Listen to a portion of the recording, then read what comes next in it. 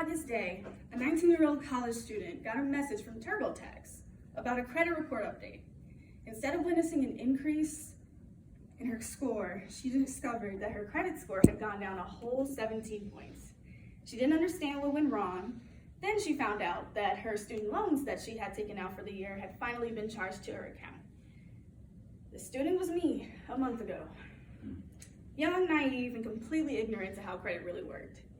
Now, according to College Student Journal of 2015, a survey that was conducted in 2002 of students of Ohio State University determined that 67.1% of students dropped out due to credit card debt.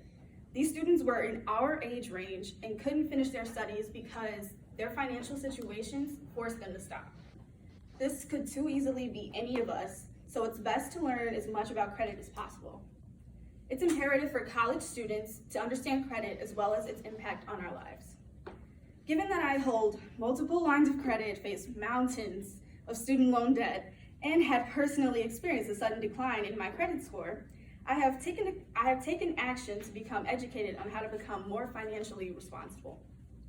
From my research, I want to explain what credit is, how fellow college students perform regarding credit knowledge, and what elements affect credit positively and negatively. From credit cards, to student loans, to car loans, to mortgages, to personal loans, credit can seem like a completely different language that you wouldn't know where to start to understand it all. So, what is credit? According to Experian 2018, credit is money you borrow to pay off day-to-day expenses. You ask a credit grantor to give you the money, and you have to agree to pay this back by a certain date, with interest paid, of course.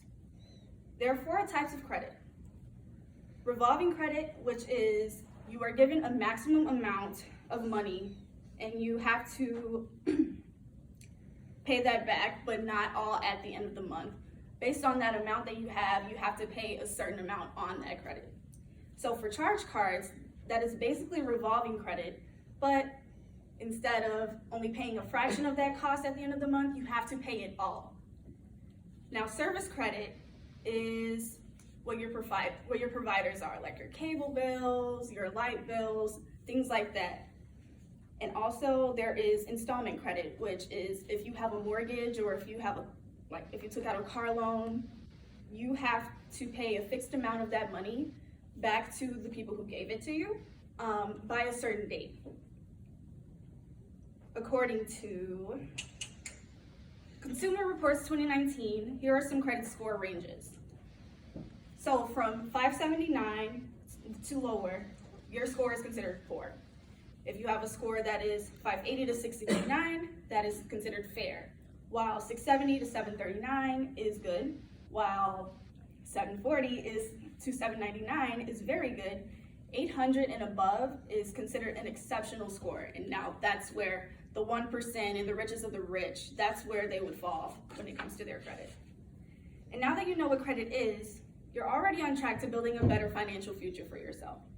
I'm not entirely sure what to say about your peers though. College students do not have a high level of knowledge when it comes to finances. According to the Journal of Financial Counseling and Planning in 2007, in 1998, 2 researchers by the names of Chen and Volk gave a 36-question survey about finances and credit. Business majors scored higher than non-business majors, while people who have been in college longer have received higher scores than people who are in college for fewer years.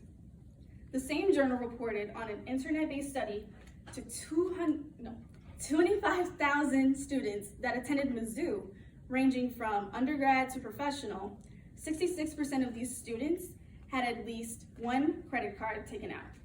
1/3 reported a revolving balance which goes unpaid at the end of the month. The average revolving balance for those cards was about $850. Now, this doesn't surprise me, especially for those of us who are not financially independent. I do find it worth noting that only 1/3 reported having a revolving balance. So that means the other 2/3 were either very financially responsible, or they didn't know what a revolving credit was, or a lot of people were lying. So so it's okay if you have not known these things before today. You're in college, that's why you're here. You're here for a reason. So here's something you should look out for, as well as some ways that you can improve your credit. One negative affecting factor is delinquency. Becoming delinquent on your payments and foreclosing on a home can be detrimental to your credit. It also affects your home and auto insurance rates. Delinquency shows up on your credit report for 7 years, according to the Federal Reserve Bank of Cleveland 2017. Here are a few ways you can improve your credit score, according to Kiplinger's Personal Finance 2019. First, if you own a credit card, pay down the balance as soon as possible. Next, schedule payments to the best way for you. Try to pay it off before the due date instead of the actual due date. Then ask your credit grantor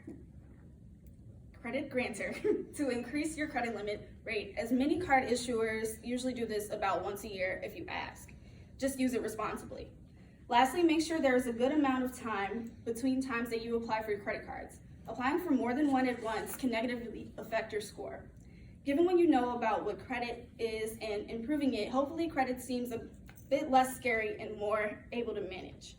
According to Research Review 2012, people with higher credit scores show a higher tendency to use credit cards more than debit cards.